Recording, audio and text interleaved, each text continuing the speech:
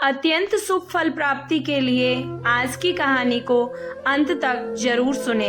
आज की कहानी देवों के देव महादेव शंकर के बारे में है, या यूं कहें भगवान शंकर और उनके भक्त कुबेर के बारे में है। कुबेर, जिनको धन का देवता भी कहा जाता है, वह यक्षों के भी देवता थे। कहते हैं कि लंका पहले कुबेर की थी। रावण ने जब लंका पर कब्जा किया तो कुबेर को वहां से निकाल दिया था। तो कुबेर अब मुख्य पृष्ठभूमि की तरफ चले गए थे। प्रजा और राज्य खोने के बाद कुबेर निराश हो गए थे, इसलिए उन्होंने भगवान शिव की आराधना और भक्ति शुरू की। इस तरह से कुबेर एक शिव भक्त बन गए। कुबेर ने बहुत कड़ी तपस्या की और भगवान शिव को प्रसन्न किया।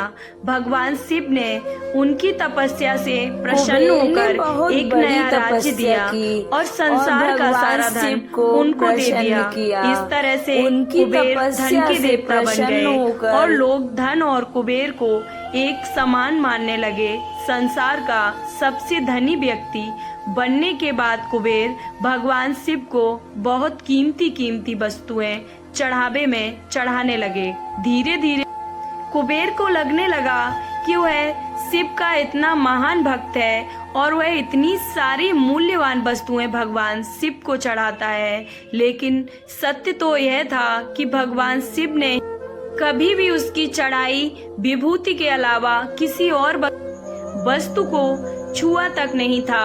कुबेर, जो यह मानने लगा था कि वह अब भगवान के लिए कुछ भी कर सकता है और उन्हें जो चाहिए वह दिलवा सकता है, कुबेर एक बार भगवान शिव के यहाँ पहुँचे और उनसे कहा, मैं आपके लिए कुछ करना चाहता हूँ। आप मुझे बताइए, मैं आपके लिए क्या कर सकता हूँ।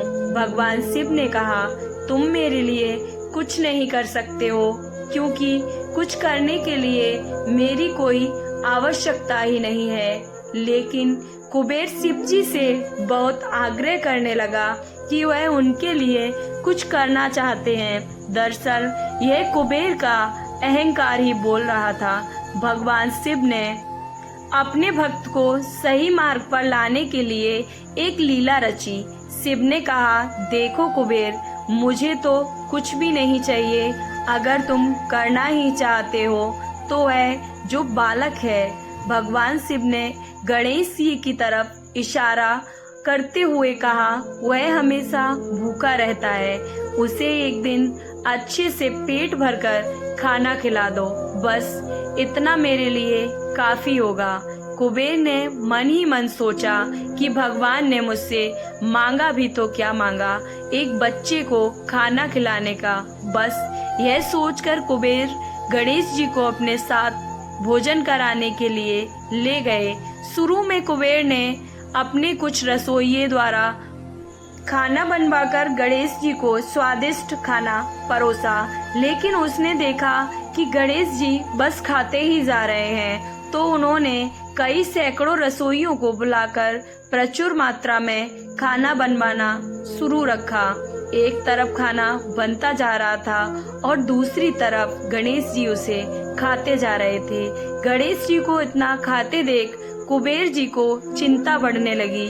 कुबेर जी ने गणपति से कहा, गणेश जी आप रुक जाइए, इतना ज्यादा खाएंगे तो आपका पेट फट जाएगा। गणपति जी ने मुस्कुराते हुए कुबेर जी से कहा, आप मेरी चिंता मत कीजिए, आप अपना वचन पूरा कीजिए।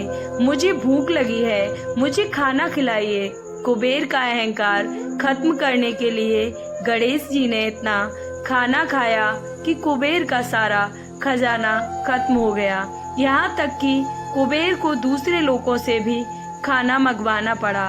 कुबेर को इस बात का ज्ञान हो गया था कि उसके विचार के छोटेपन की वजह से उसने अपने आप को भगवान शिव का महान भक्त समझ लिया था, जबकि सच तो ये था कि भगवान ने उसे जो कुछ दिया है उसी का थोड़ा हिस्सा वो भगवान को दे रहा था, जबकि इस संसार का सारा धन भगवान के लिए एक तिनके भर से कहीं ज्यादा नहीं है। उसने भगवान शिव के पास जाकर अपनी गलती की माफ़ी मांगी और उस दिन से उसकी जीवन की दशा बदल गई। कहानी अच्छी लगी है तो कमेंट बॉक्स में ओम नमः शिवाय जरूर लिखें। ओम नमः शिवाय।